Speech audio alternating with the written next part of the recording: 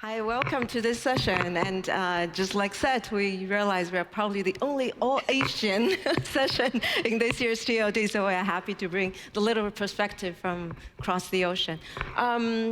Well, they introduced Xiaoyan, but I want to add a little bit of her background, that she's not just a professor from Tsinghua University, but she's also head of a school that has a name PBC in that, and PBC means People's Bank of China, that is the Chinese central bank. So she will represent give us the insights from the regulator perspective, while Yat will give us the perspective from the market player perspective. So we'll get right started. AI and digital assets. Let's start with the landscape. How is AI already deployed in managing digital assets in Asia? Maybe start from, yeah. Sure, I'll start. I mean, on the commercial side, I think outside of the usual stuff that you see, very similar to the West. You use it with LLMs. You basically optimize it for business processes. But I think the big thing about digital assets is, for instance, when you see that with generative AI, when you talk about digital assets like in video games, right, particularly ones that are minted on chain, you actually create these unique sort of items inside these assets that you can then sell, for instance. And generative AI is used to create new models and new designs. It's also used to create new virtual worlds. It's also, if you think about it, when you do it in game production, it probably accelerates in some cases up to 80% efficiency in terms of creating, basically levels and worlds and environments. But I think the biggest opportunity when it comes to digital assets relates to authenticity and how it relates to blockchain, meaning that when you are able to sort of replicate anything on AI, do you actually know whether it's authentic or not? Do you know whether it's actually real or not, in the sense that it can be copied? And this is where blockchain is interesting, because in the same way as a previous speaker spoke, I guess, more philosophically around the aspects of Bitcoin, but I guess the main thing is that it's authentic, as in, it's your Bitcoin. You can't sort of take it away. It's something that is really sovereignly yours, but also something that you can't copy. You can't forge another Bitcoin. That same technological approach is now necessary for digital assets, because in the age of AI, there is no element of scarcity in the production itself. The only thing that's truly scarce is the authenticity of who made it, who created it, what is the background, right? In the same way that if you were going to have a Picasso painting, the original has value and the photo or the copy does not have the same value. That's something that we can't humanly discern now with, because of the fact that the eye is not good enough. And that's why on-chain and Web3 is so important. And the big difference between East and West is that in Asia, blockchain is very much adopted. Even in China, people are actually moving towards talking about blockchain technology as a driver for the future. I mean, Xi Jinping himself basically said that Web3 is the future in his white paper. So there's investment in the direction, in contrast to places like the US, where there's an ambiguity in terms of the regulatory framework around that, independent of crypto. So I want to differentiate between blockchain and crypto in this aspect. Yeah, and one thing he mentioned very important, if you hear him closely, even in China. Why did he mention even in China? And Xiaoyan will explain. And so Xiaoyan, tell us about the AI deployment probably more from the financial perspective, especially why he mentioned even. Yeah, well, thank you, Li Xin. I'm very happy to be here to communicate with you guys about. And first time DLD. First time DLD, first time Munich. So very happy to be here. When I see the AI and blockchain in China, what I see is, China has a large population. And a lot of them, when we talk about investors, regular people, when they receive services, banking service and investment service, when I see AI influencing this whole economy, I see them from micro level of operations. For instance, if you look at your cell phone, you go to the bank, you make a deposit, you make a loan, what we see, the AI, and including, most recently, the large language model, what they do is, the banks process all the information and they're able to provide customized service to individuals. For Europe, we have many people, but in China we have many more people, and we don't have enough people to service them. Now with AI, the productivity is much more enhanced. That's what we see in banking. A lot of the major banks, they already have this artificial assistance to help people to deal with their regular banking needs. On the other hand, for the, we have not only banking needs, also investment needs, pension funds, we have to make a lot of investments. What we do is AI, a lot of commercial platforms, what they do is they use AI to analyze the information, and again, they customize their service to individual investors. They understand your preferences, and they make suggestions to what you should invest in to improve on your investment performance. So when I see those, I have to say the artificial intelligence, the application in China for a very large population without a lot of money, we see significant improvements in the service quality and the coverage of the services, which is great for financial inclusiveness.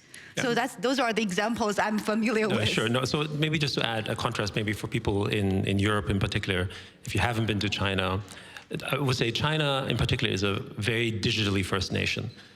So I mean, there's a bit of a joke that goes around, but it's actually factual. If you want to give you have beggars on the street that actually would have their QR code, so you can basically donate to them, basically digitally, because nobody has money.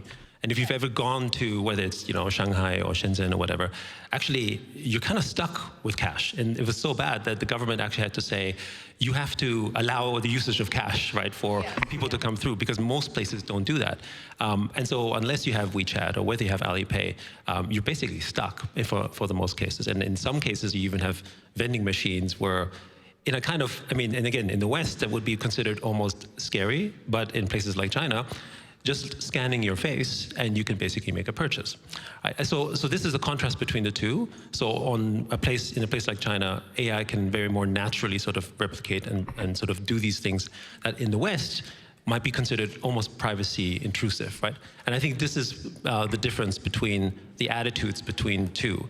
Not to say which is better or worse, more to say in terms of that's one of the reasons why I think AI develops in a certain way in places like China, and in the West would develop another way. But what I'm also seeing is that the language models are differentiated because they're not accessible to each other, right? So when you think about the LLMs, you can't access them in China for political reasons, and the result therefore is that the value in the LLM isn't specifically just the data that it gathers, it's in the questions that are asked. And so when you have an entire geography that is unable to ask questions to that particular AI, actually what you're doing is you're taking away a whole knowledge base as well, right? And so the future will be you'll have these different AIs around the countries, and maybe Europe might develop similarly in certain ways, and they'll have basically their cultural nuances and they'll have their biases embedded. And this is what's actually happening in gaming, right? Because in gaming, AI is specific to the culture and environment where it is. It isn't a global AI, so to speak, and they have particular cultures. And we see this, on a national level, but you also see this on a more micro level in entertainment. Yeah. Well, just now, Yat mentioned something very important is, different markets are developing probably their own AI, and how is that in China? China developing its own AI and what's the government's attitude towards AI? Especially, he mentioned there's a consensus in the society in the digitalization of any service, but AI is double-edged sword. How does the government check and balance the other side of AI? I think I'm not a regulator per se. I talk to them a lot, so here's my take. First of all, I think the regulators in China are very pragmatic. AI is a new technology. There are many things we don't really know about them, but we do see they're improving the productivity in general. So I have to mention the mentality from the regulators. There are two sides. Number one is we see AI can be beneficial to the people, so we want to be open-minded towards AI. So actually, in August of 2023, the regulators actually allow 8 different big model AI, models to be accessible to the public. You can register with the government, and then you can be used by the public. But that's the first level. We want to be promoting the technological innovations. But second, we also want to be very cautious about, because it's new, right? We don't know, there might be substantial risks related to AI that we're not even aware of. Therefore, so we want to be very cautious, especially when we talk about financial applications. What I know is there are a few big players in the field. They want to make their big model to be accessible, financial implication to be accessible to the public, and then the regulators has been extremely careful in approving those applications. So what I see is, we support the technology, but we also want to be very cautious. I think many regulators around the globe, they're facing the same issues. Well, also I hope you can introduce to the audience a little bit more about the backgrounds that China's evolving attitude on regulating digital assets. Yes. Yeah. Every country is different. China is a developing country. I have to mention this many times. People normally think, especially in the United States, in Europe, people sometimes do not, feels like China, the fintech is developing so quickly. Sometimes people do not remember we have a large population. People don't have enough financial literacy. They don't know what's the best to manage their wealth. So, for the digital assets, I think, earlier, the earlier presenter in the previous session mentioned that the SEC of the United States recently approved the Bitcoin ETF. But even in that case, I believe the SEC Commissioner, Gary Gensler, is very cautious, worried about retail investors being very speculative about, ETFs on Bitcoin. I think that in China, it's about the same. We really worried about retail investors when you give them a lot of leverages, give them, assets they don't know very well. Sometimes they don't know how to use it.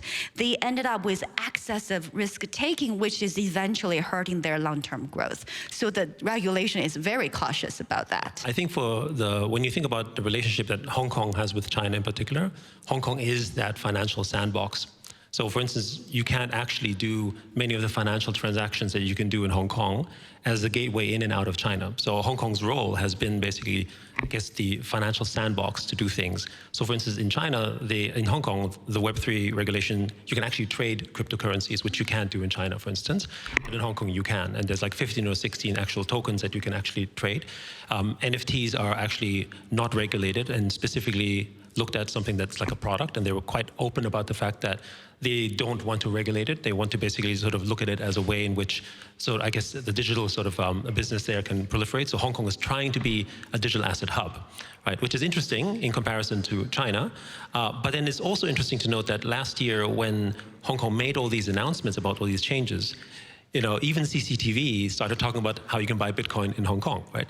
And it's either a very happy coincidence or it's, a strategic communication, like, you draw your own conclusions, right? But the point simply being is that there is a relationship between China and Hong Kong. Hong Kong would never do digital assets without, I would say, certain type of, permission, I would argue, right? Approval, right? And today, for even when you think of traditional financial sort of means, whether it's, foreign exchanges, when it's trading of stocks and so on, Hong Kong has always been that gateway. And also a lot of people invest in China through Hong Kong, right? So this has always been that role. But also when we talk about the rest of Asia, digital assets is very much embraced. The Japanese Prime Minister himself has said that Web3 in the metaverse is part of his strategic initiative, and Japan has focused very, very much on that area, precisely because Japan is a country that creates a lot of digital IP, or just IP generally speaking. But how do you protect IP when you don't have a way in which you can authenticate that? And this is why blockchain and Web3 becomes so relevant. And the other thing is about Asia as well, I would say, is that there is a sense of fatigue and sort of, I guess, anxiety about dependency on US technologies, right? We talk a lot about sort of the US dollar, but actually what we don't talk often about is about US technologies. And we don't mean US technologies because they're run by the government. It's about US-run corporations, whether it's Facebook, Google, Amazon, who are actually effectively in the Web2 environment, have kind of colonized most of the world, right? And when you look at what South Korea and China have done, there's one side that says critically, oh, you can't access them. But on the other hand, they did it to protect their national interests. Because neither Facebook or Amazon, Google, or Microsoft for that matter, actually have an interest in any of these national interests of these other countries, right? I mean, you just have to look at what happened with, the news press in Canada, or a few years ago, what happened to the news agencies in Australia. I mean, the Western world should normally be up in arms about the idea that a private enterprise can restrict freedom of press in a Western country, and then now, because it's a private corporation, they can do that, right? And these are the things that I guess Asian countries, in their own national interest, are now concerned about. And Web3 they see as this new barrier, as a sort of this new area in which they can build sovereign technology that actually is interested in the national interest of their particular countries. So that's the other driver around that. And digital assets plays a critical role around that because of the fact that it's decentralized and the fact that it's more community-owned as opposed to corporate-owned. Is that the same attitude and mindset, just like you mentioned, cross-Asian countries regarding AI? I think, every country is different, right? For DLD today, and then later, that was, I think, a big topic will be, how do we regulate AI? What do we expect from there? I believe every single country can see the productivity improvement brought by AI, but then in terms of how to regulate it, we see that from the last half year, it doesn't matter whether it's UK, it's United States, it's, Saudi Arabia, they all kind of have their regulatory development towards AI. It's like what I mentioned earlier.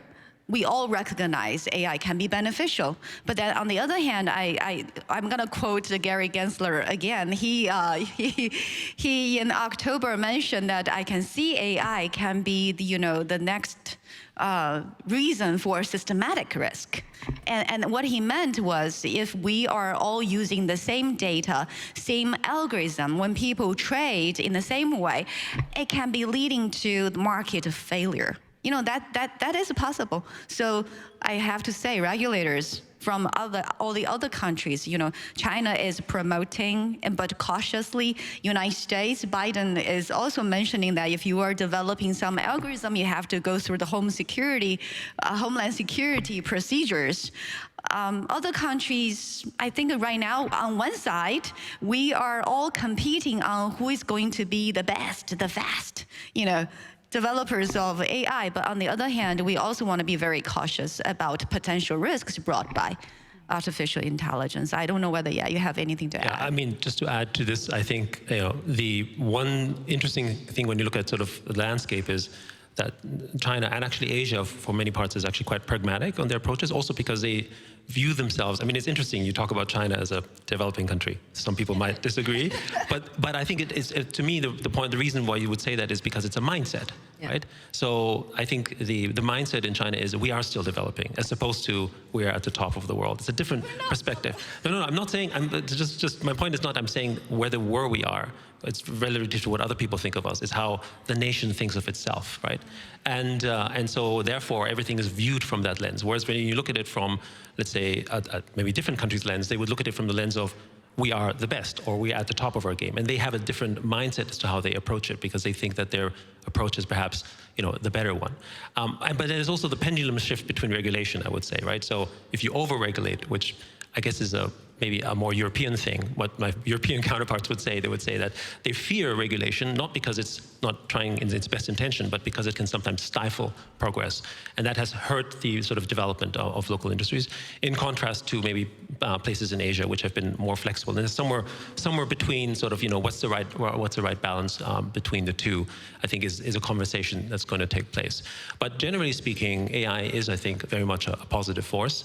And it would be foolish for any place not to try to sort of embrace it and bring it into the system, because I think any place that doesn't do that, the combination of AI and digital assets is actually going to fall behind, broadly speaking. It's like the new economic force of the future. And if you're not able to participate in it, then you will be left behind, right? And that's the biggest fear, as I said, for the countries that didn't embrace in the Web 1 and Web 2 era. They saw that, and they saw that they didn't have local innovation and didn't have local technology progress because of the fact that they did things that didn't help develop that. And so for Web3, they don't want that to happen. And for AI, it's the same. So the general attitude is very much embracing AI, but what will be the systematic risk that Xiaoyan has mentioned one, that all trading in the similar actions. What other systematic risk you foresee? I mean, I think the biggest risk, if you don't incorporate sort of ways of authentic layers, is things like fake news, right? Information, disinformation. The situation we have right now in the world is that we no longer, as humans, have the capacity to process the information that's coming at us in the way that we used to, right? So the computer was supposed to be that gatekeeper, and the gatekeeper used to be central platforms, whether it was a newspaper, whether it was a magazine, then it became a website, maybe it was Google, right? These became the gatekeepers. They became our oracle of truth, right? But today, what is our oracle of truth? We don't even know what that is, right? And that's precisely why I think blockchain is interesting, because at the source of the news or the content, you can now authenticate basically through cryptographic hashes, something that is unique and certified that it is original. Whether the news is good or bad is almost not important. What's more important is who it's from, right? Because we can all basically create replicas of ourselves, and we can basically go online and say stuff that we never said. How will you know that that's really the person that's doing that? And how do you know that you can trust it? Even when a centralized system can no longer be trusted, do you trust Facebook to authenticate that actually you're that person or not? And again, that's why sort of decentralized frameworks, like with blockchain, actually think would really solve that. I'm a techno-optimist, you could say. So when I look at the future of, yes, AI brings opportunities, but also problems, actually things like blockchain provide the solutions to these problems. And in the future, there will be other technological approaches that will help solve these issues that we get through. Very optimistic note, and we have a very few minutes left, actually a few seconds left. I want you to finish on a prediction when we come back next year, 2025, back to DLD. And if we talk about AI and digital assets again, when you look back this year, what might be the biggest change that might happen this year? You go ahead. Yeah, sure. Okay. So, I mean, one of the things that I think will happen, then the confluence of AI and Web3, is that by the time we come back, there will be, we think, hundreds of millions of new people entering the space of Web3 that will become more financially literate through this process, right? So AI isn't only to be looked at a tool for enterprises and so on. It's actually an equalizer when it comes to knowledge and learning for the general population, right? I mean, to think about what's possible now is whether, you're not even talking about a private tutor, but just the idea of what can I do about financial literacy and knowledge as an end user. I don't actually know what that means today. We don't teach it at school. We can teach our kids algebra and math, but we don't teach them about compound interest and economics, right? They have no idea what that is. But inside Web3 gaming, and you can actually learn through play about financial concepts. But now, because they're digital assets, they're actual real assets in the sense that you can cash out or you can spend it on your ice cream or that kind of stuff. And I think what will happen is that a whole new wave of, let's call it, financially literate people will turn up in the world, which I think will change the landscape of the financial world, because so many more people have been included, right? The world talks about people who are financially included because they have a bank account. But actually, a bank account is not financial inclusion. It's just financial access. Financial inclusion is if you understand what money is, how you invest, what you do with that. And I think that's the big gap. Financial inclusion. And Xiaoyan, last word. Last word. I wish when I come back again next year for DLD, I hope to see more Asian people or maybe African, I don't know. I mean, right now we're going through a lot of, fragmentation periods for the past few years. For the AI digital assets, I personally think it's going to be better. We know we understand it better, but I hope next time I will see more friends and we see more integrated world next time. On that very positive note, please join me in thanking our panelists for this very insightful session.